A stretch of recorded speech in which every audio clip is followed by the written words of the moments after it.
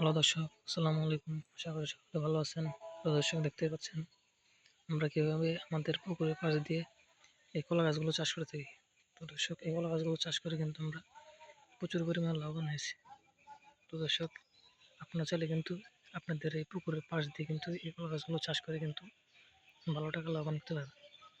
তো দর্শক, দেখতে পাচ্ছেন আমরা কিন্তু আমাদের পুরো পুকুরের পাশ দিয়ে কিন্তু এইভাবে এই কলা গাছগুলো চাষ করেছি।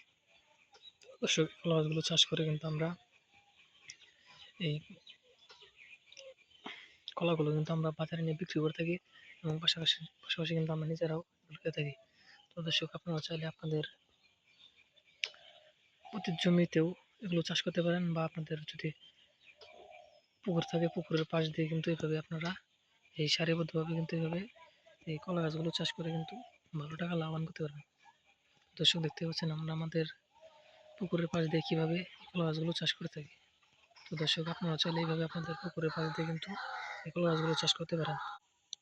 তো দর্শক, দেখতে পাচ্ছেন আমরা কিন্তু আমাদের এই পুরো পুকুরের পাড় দিয়ে কিন্তু এইভাবে কিন্তু এই কলা গাছগুলো চাষ করেছি। তো দর্শক, আপনারা চাইলে এইভাবে আপনাদের পুকুরের পাড় দিয়ে কিন্তু কলা গাছগুলো চাষ করে কিন্তু ভালো টাকা লাভবান করতে পারবেন। তো দর্শক, এই কলা গাছগুলো যদি আপনারা চাষ করতে চান, তাহলে এই কলা গাছগুলোর চারাগুলো আপনাদের কিনে আনতে হবে। সেগুলো কিনে এনে কিন্তু আপনারা আপনাদের পুকুরের পাশ দিয়ে কিন্তু সারিবদ্ধভাবে রোপণ করে দিলে কিন্তু এরকম আপনাদের কলা গাছগুলো যখন আস্তে আস্তে বড় হয়ে যাবে, তখন কিন্তু সেই কলা গাছে কিন্তু প্রচুর পরিমাণে কলাগুলো ধরবে। তখন কিন্তু আপনারা সেগুলো তুলে নিয়ে বাজারে কলাগুলো কিন্তু সংগ্রহ করে আপনারা বাজারে নিয়ে বিক্রি করতে পারবেন এবং পাশাপাশি আপনারা নিজেরাও খেতে পারবেন।